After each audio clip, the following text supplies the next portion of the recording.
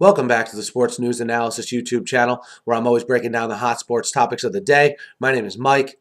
Guys, I've been on the shelf a little bit the last week or so. Been battling some cold issues and some voice issues, but I think I'm pretty much almost back to 100%. I apologize that there's still some remnants in my voice here, but I'm going to be heavy on the NFL draft here as we lead up to it in about a little under 2 weeks here. And I was reading a lot of things on the guard situation, the offensive guard situation in the upcoming draft, and something that seems to be gaining steam is the possibility that Jonathan Cooper could actually vault over Chance Warmack and go before him in the draft. And this is something I hadn't even thought of until the last couple weeks. And, I don't know if it's so much that Warmack has slipped or Cooper has sort of ascended. But nonetheless, people like Cooper's overall game. Maybe Warmack a little too, I read something, maybe a little too shoulder heavy, which, I'm not 100% sure how that factors in, but nonetheless, if GMs and front office personnel are rating Cooper that high, it could affect how things fall out in this draft here. And I look at some landing spots for these guards to be the Cardinals at 7, although I don't think it's highly likely, but the Cardinals at 7, the Titans at 10, the Rams at 16, the Cowboys at 18, and the Giants at 19.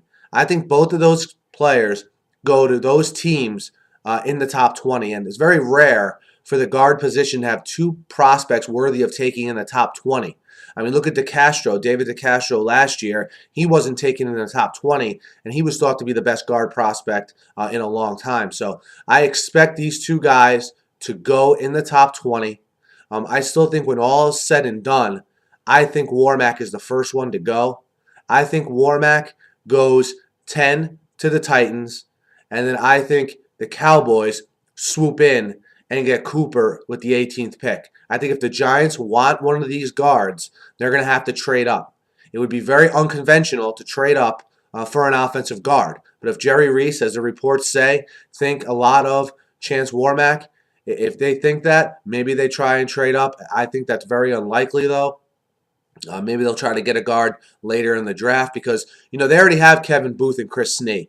If you get one of these guards, it would just be an upgrade over a Kevin Booth. That's really where they'd be looking, where, the Cowboys, okay, and the Titans desperately need a guard, to start for them, basically, because of how in rough shape their offensive lines are. I think if in Tennessee you can team, let's say, a Chance Warmack with Andy Levitre. I mean, think about the running game that could provide for a guy like a Chris Johnston and a Sean Green who joined them as well. But guys, this is how I see the sort of guard situation playing out. Again, this has only really become an issue lately since Jonathan Cooper has sort of ascended. But I think when all is said and done, that Chance Warmack, people will begin to see the better qualities about him and realize that player for player, he might be a top 5, 7 player in this whole draft.